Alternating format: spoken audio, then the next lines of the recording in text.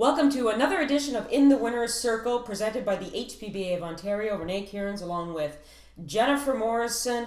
As far as what's happening in racing, I'm just going to use the word tons because there's lots going on.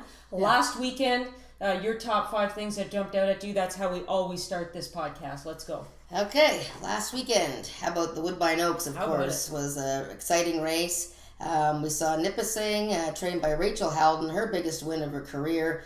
Jockey Steve Bain riding the Chiefswood filly, homebred. It was a really popular victory. Like, no matter where you went, everybody was cheering for, Rachel, Steve Bain, the people. The Chiefswoods poured a lot of money in the game. Yeah. So, and now I think we're going to get to see her and Spring in the Air, hopefully competing in the Queen's Plate on July 7th. So. I saw Rachel this morning and I asked her and she says that's the plan. She likes the 4 weeks between, and the distance she thinks is going to be just perfect for her. Yep, and they went a little bit faster than the plate trial, just a little bit faster, a few hundredths of a second. The races were very, very similar the way they were run. The only thing about the plate trial I would say is that the second quarter went in like 25 seconds and change, so it was really slowed down. The winner, Dynamic Sky, of course, I have to say that I was incorrect about that horse. He did win, going a mile and an eighth, and, against Canadian breds, he's pretty happy here. Now, his race to win was a pretty game second there. And Pyrite Mountain, quite far back, galloped out at least a 16th of a mile ahead of the field around the turn. I know they don't pay for gallop out, but boy, he's going to come into the race well as also. So I think it's going to be a great plate. I think it's going to be pretty exciting. I think it's going to be very competitive, and that's what we want. Yeah, for sure. Malcolm Pierce has got a loaded stable. As I said at the beginning of the season, the Chiefswood Stables and Sampson Farms.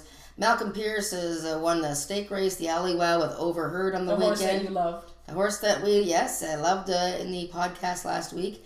He also won with a Sampson second-time starter named Golden Sabre, who looks like it could be any kind of horse. I'm thinking stakes races for this horse. And, of course, his race to win just about won the plate trial, so that gives Malcolm Pierce a doubleheader with Up with the Birds for the Queen's Plate. Okay, what else? The Hills are alive. Hills are alive. Jim and Susan Hill. I mean, talk about pouring money into the local business, and they're actually quite international as well. But Jim and Susan Hill from Alberta, they have put a lot of money in the business. They have had a really good season so far, and it looks like it's only going to get better. They've already won a stake with Solid Appeal, and they won a stake Monday night with Go Blue or Go Home at Presque Isle. Yep. And they won with that nice filly, has won 2 in a row now, Big Brown Brookski, who looks like she might be a possible stakes filly, a Canadian bred daughter of Big Brown, trained by Reed Baker. So the Hills, and they got those nice flashy colors that I like, with the orange and the white. And the fluorescence. The whole fluorescence there, so congrats to the Hills. And how about congrats to Woodbine, because the fans are betting and betting. I mean, it's been just tremendous and fun to see. I was calculating Friday, Saturday, and Sunday last week. The betting was over $13 million on those 3 days. $5 million on Oaks Day, which blasted last year's Oaks Day by about $800,000. So, it's the product is there. Let's get some more fans to the track. We got a little bit of work to do, making it a little bit nicer for fans to come to the track and a little less expensive for places to eat and drink. But they're there for you, and Woodbine should be pretty excited about that. Absolutely. So those are your top 5 things. As far as what else is happening in the industry, well, the herpes virus has pretty much put Woodbine backstretch on lockdown. Yeah, it hasn't. It's been a little bit of an unlucky week. There's 2 barns, barn 1 and 3, that are locked down. The horses are stuck in there for now. They can train in the shed row, but there might be some loosening up of that. There's a second round of tests coming in tomorrow on Friday for barn 3. But, the horsemen have been very patient and accepting of this. And, the most important thing is to make sure the horses are all healthy. Mm-hmm. So I think everybody's working together. And this is serious. It's a very serious thing for sure. And, people just have to, play the waiting game. As the ORC vet, Dr. Chambers, has said, they're just trying to get all the tests, but hopefully they've nipped it in the bud, and we'll get back on track in a couple of weeks. And as far as Fort Erie, I think they've been betting all right. They bet about almost $4.90 on Tuesday with their Twilight card. That's right. The Tuesdays are really great cards of racing. Now, they're going to have a little bit of trouble because Woodbine horses can't go there. Right. So they close the entries late today for Sunday. There are 55 horses for Sunday, and they have racing Monday and Tuesday. So they're adding another day this week. So And probably the timing is just bad because again, Woodbine horses can't go down there. that's right. So they're not going to get any Woodbine horses. So they're a little bit unlucky there. So hopefully, maybe they'll get horses from the States or something. But they're going to have to be patient and ride through this. Yeah. And unfortunate. anybody that ships into Woodbine, you got to stay.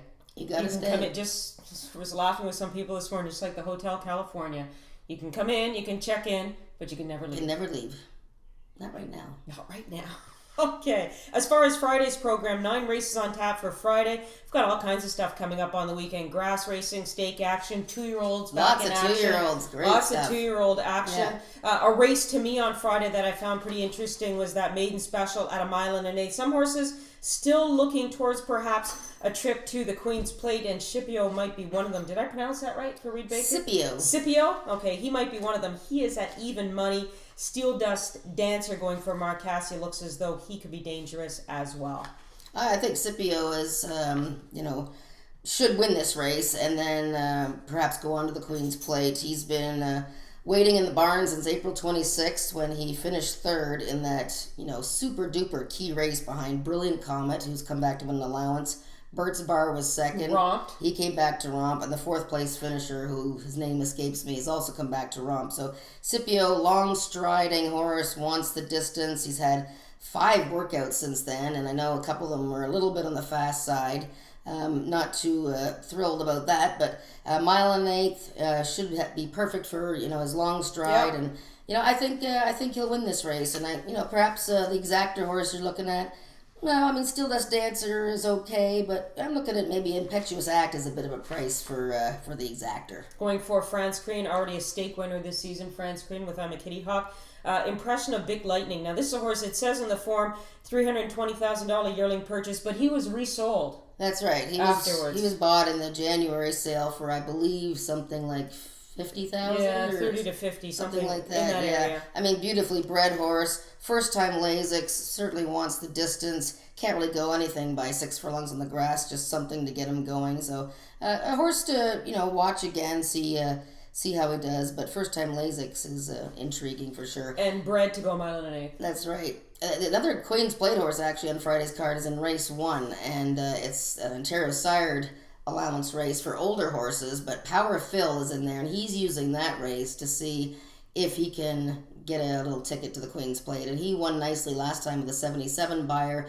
He looks like he's going to be 3 to 5 in this first race. So that's a 1 1/8 as well. It's a 1 1/8 as well. So if he wins going away and strongly, then you might see him in the Queen's Plate for the DiGiulio and Tiller combo. 3 good races on Saturday's program. 10 races on tap. You've got the Zadricarta Stakes. That goes 7/8 on the turf. It's for fillies and mares, Ontario bred. The Steady Growth at 1.16 and the Highlander Prep is a race that is of interest to me as well. But first, how about that Zadricarta? Today, we were supposed to get sun all week, but we've had some rain again. We've had a lot of rain lately. Too much rain. A lot of rain. Yes. So on Wednesday night, it was listed as good. The turf was listed as good. I think by the weekend, I think everything should be listed as firm. So the Zadricarta, to me, looks like a pretty interesting tilt. Again, going 7/8 with the older fillies and mares. Northern Passion, of course, one of the headliners. You talked about Solid Appeal for the Hills. Well, this filly finished just in behind her most recently in the Grade 2 Nassau. This is in restricted company, so for her, this would be a drop down in class. Exactly. That's the points there is Part the Seas and Northern Passion coming out of a tough Grade 2 stakes race with the likes of Irish Mission and others. Big class drop to Ontario bred horses. Mm-hmm. Northern Passion, I watched the race again this morning, and she came from well off the pace, and her and Part the Seas rallied around the turn. The two of them bumped each other a lot. And both horses made good runs, but then both hung at the end. I think Northern Passion's going to love the shortening up in distance. Part the Seas, I was a little bit worried about the way she really faded a bit in the stretch there. I think Northern Passion is the horse to beat. I have a bit of a long shot in there. I'm not sure who you like, but I like Evil Kitten as my little bit of an outsider. I was going to ask you about, because the Gonzalez outfit has 2 in. They have Awesome Fire, a filly that won the Wonderwear at 1.25 miles on the turf last season, and Evil Kitten. Moonlit Beauty is in there as well. She won this. She finished 4th in this race and behind Moment of Majesty last year, but What is it about Evil Kitten that you like? It's her first start since the end of April when she was in the Whimsical and behind Acting Naughty. That's right. She was in that one race, a graded stakes race, sprinting on the poly track. And, I didn't think she ran all that badly. And looks like they've been just sort of waiting for a spot. Look at this filly wants to be on the grass. She's by Kitten's Joy. Yeah. And if you watch any simulcasting and you see a turf race, you know that it's Kitten's Joy here, Kitten's Joy here. The kittens Stephanie are all over Kitten, the place. like Flower Kitten, Coffee Mug Kitten. So Evil Kitten raced in the Ontario Colleen Stakes last year and just about won in a very good race. That was an open race. Colonial Flag. The Flag shipping was horse. the shipping the horse favorite. won the race. I just think Evil Kitten. Now I know the Gonzalez barn needs a little bit of a momentum starter here, but I really think Evil Kitten with Red Hot Eurico da Silva. I think she's the price play in here. I'm not sure what we're getting on her. She's at 10-1 on the morning line. Yeah, so delicious to me. Delicious. A horse that I've always liked, though, is Part the Seas. I find she just tries as hard as she can. 7/8 on the grass might be a little bit short for her. I'm not sure, but I just like her. And you talked about the Malcolm Pierce barn and the Samson farm doing really well. And I don't know, I think she's a horse that you need to pay attention to. But you're right, as far as a price horse, I'm loving Evil Kitten. You know you're going to have speed in here. Why Catherine? She loves to go to the front. Oh, you're going to have Daylight Cat is going to be the speed. Yeah, she's going to be speed. So there should be enough pace to set it up for a horse coming from off of it. Absolutely, yeah. So that's the Zadra Carter. That's for the older mares going 7/8 on the grass. Now we get to the older horses. Ontario Sired going in the steady growth. This is a pretty interesting race as well. You've got a horse like Ultimate Destiny who's moving up in class. He's just won his last two. We talked about Haverhill, a horse that did so well on the dirt and it seems as though he's a better dirt horse because he had every opportunity in those sprint races on Poly and couldn't get it done. Yeah, it's And 50 Proof, a former champion, is in the group as well with Roger Atfield sending a good, better, best also. This race This is a toughie. It's a very tough race, and it's the 7th race, so it's the key race for the first pick 4 and the second pick 4, so you better be right here, and I'm suggesting that you're going to have to spread them, okay? You're going to have to go deep into because, there's plenty of speed horses. 50 Proof is the old-timer. He's going to be, he loves being Yeah, and he loves these Ontario Sired races, so he's the dude. You got to respect him. But, the speed is going to come from horses like perhaps the stretch-out sprinters. Sorry about that is right up close to 22 flat in sprints. Does he go to the lead? Does Haverhill go to the lead now? He's stretching out. Good, better, best just ran an eye-popper, like an absolute eye-popper when he won last time. Won for fun. Yeah, and went to the lead and just opened up. So I think there's going to be enough pace in here. I think it's very, very difficult race to handicap. You really have to sort it out. Head Honcho, I know, is training well, but, again, he's first time off the layoff for Catherine Day. Seen it all before as a good horse. First time off the layoff. I'm thinking that I'm going to lean to a couple of long shots to go with 50 Proof. I'm looking at Bob Cajun. I was just going to say Bob Cajun, second race off the shelf. He went 7/8 in behind Ultimate Destiny. Now he gets to stretch out to a distance at which he has been extremely successful. Last year, he's had 7 starts, 2 wins, 4 seconds, always right there. Son of Negon, the same sire that gave us the winner of the Oaks, and that was Nipissing. I think this is a perfect distance for him. And, again, Head Honcho, a deep closer, first start of the season for that one, though. Yes, I like to say, I'm going to lean to horses that have had races this year. So you have to use, Champion 50 Proof. I'll probably use Good, Better, Best.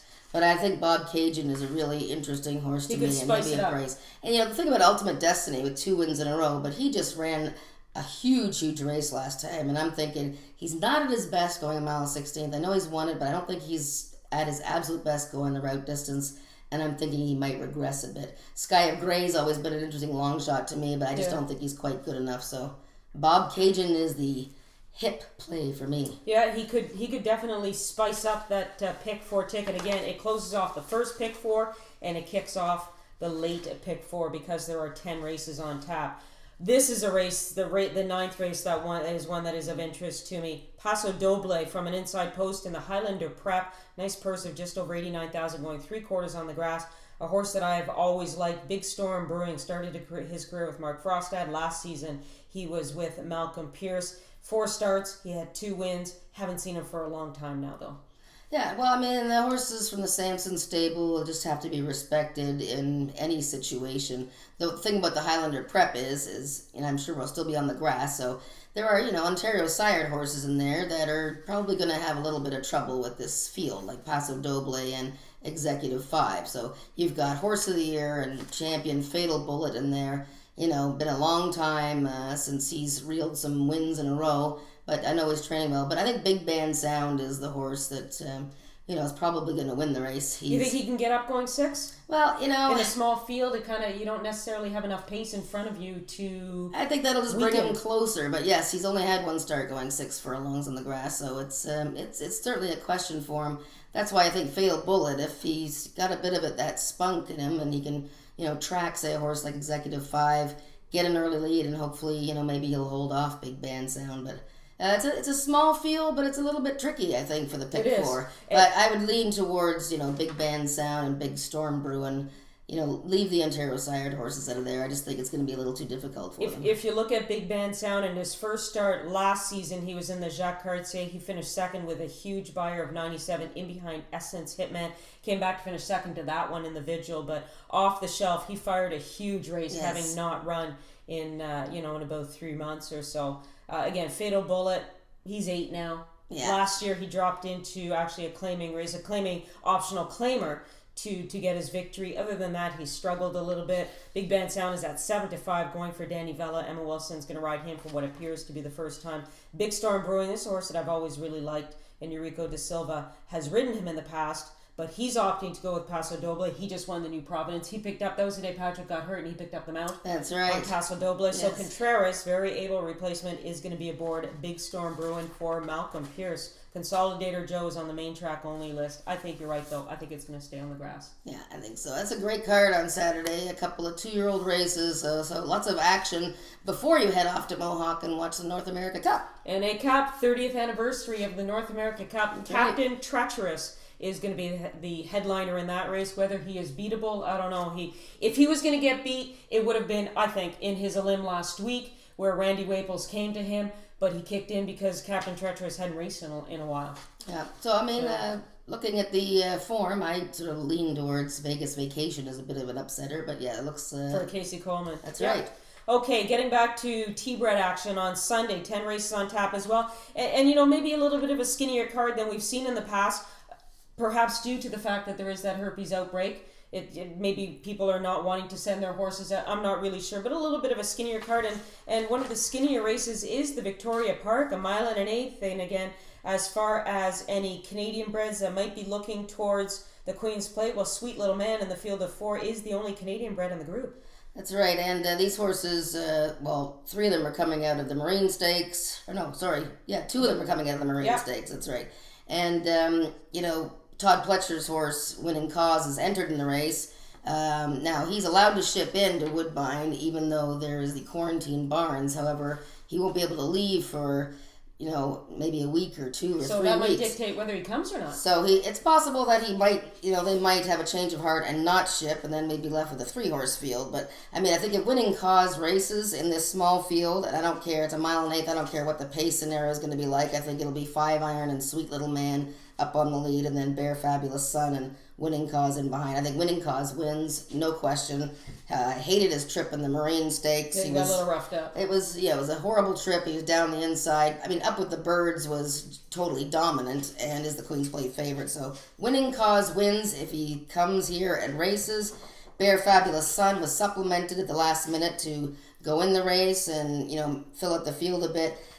If Winning Cause doesn't come, then I think it's any one of the 3. And I don't think 5 iron or Sweet Little Man really want to have anything to do with 1 1/8 miles. So why not bet on Bear Fabulous Son just for the hell of it? Yeah, 4-horse field and you still don't know which way to go. No, thank goodness it's not in the pick 4, because otherwise I'd have to use all of them. In a 4-horse field? Yes. Board. Yeah. That's it. That's it. That's all. But you know what? As far as the rest of the card on Sunday, you've got Buongiorno Johnny, who's going to be starting for Siddharth Contreras, riding that one. He was a winner of the Vandal, beating Maritimer as a 2-year-old. That's right. He's in for 32. You got some 2-year-old boys that are going. Some of those have experience. I think other than the Marine, I think Victoria Park. rather the Victoria Park. I think it's a pretty decent card. I actually looked at race number 6 as part of the pick 4, and a horse that I would have made a key horse would be Send an Angel for Mark Cassidy with Gary Boulanger doing the riding. Absolutely. Key And horse, right? yeah, for sure. And keep in mind, there's 128 horses in those 2 barns that are under restriction now. So you take away 128 horses, and certainly there's going to be some horses that probably meant to race on Sunday and now can't. So, perhaps it's just a little bit of a blip that we'll have a small card on Sunday, and hopefully we'll get back to normal next week. All precautions being taken by just about everyone in order to contain the situation and maintain good health of the horses. That's right. Contain and maintain. I can't say that. Do you remember what Sid's real name was? Getting to my 5 things you don't know? It was Tersicarist. Terslebnin. Something. Tarcisiu. Tarcisiu. Is that what it was? Yeah, bless you. Tarcisiu. Well, who's your person this week? I can't wait to find out. This week it is Jesse Campbell. Ah. Jesse Campbell, of course, has been riding here for about 4 or 5 years? Has it been that long? Yeah, time flies when you're having a ball. Oh, and we're having fun. Yes, we are. We always have fun. Yep. Born in Ohio but raised in Chicago. Loves to fish. Why do these jocks love to go fishing? Yeah, it's nice and quiet. His first winner was one that was trained by his father and owned by his grandfather. Oh. So that's memorable. That's his favorite horse, the best horse he's ridden, he said, was probably Nate's Mineshaft. He said when he was good, he was good. However, his favorite horse was one called Kid Grindstone. He was a claimer that his father claimed. He ended up winning a stake, so that was the first stake he won for his dad. And he loved him so much, he actually retired him and got him a good home. Oh, that's great. So it's nice when jockeys do that. I know Emma's Yeah. retired a couple of horses. It's nice when the jockeys take care of the horses that have taken care of them. And something else maybe that you didn't know is that he's a slumlord. A slumlord. He has 4 rental properties. Wow. He used to buy, redo homes and then flip them, but he's got 4 rental properties, I think in the Chicago area, and that makes him an official slumlord. Good Lord. That's good stuff. And he's got a website called Homestretch Homes that you can go to and check out his very slumlordishness. Okay. And see what's going on. Okay, well, if I'm looking for a place to live, I know who to call. Homes. Homestretch Homes. Original. Tarcisiu. Tarcisiu. I'm visualizing how I wrote it phonetically. Tarcisiu. Sid, a tart is much easier. And Larry was Emmanuel. That's a lot easier. I like Sid, I like Larry. And Tino was Constantino. I think it's better Constantino, Tarcisiu, and Emmanuel. Thanks for naming your kids Paul anyways, okay? Paul and Jamie and Stephanie and Kevin and it's a lot easier. And the whole crew. So that'll be a wrap of another edition of In the Winner's Circle. Again, kindly presented by the HPBA of Ontario. Lots of good stake action to look forward to on the weekend, and it will all come to fruition with the Victoria Park Stakes, a mile and an eighth, and perhaps a horse like Sweet Little Man, the only Ontario bred in the group, that will be heading to the Queen's Plate. But the picture for the Queen's Plate, I think, got a lot clearer with the plate trial and the Oaks on Sunday. Yes. Good luck with how your handicapping goes, and hopefully you can find yourself in the winner's circle.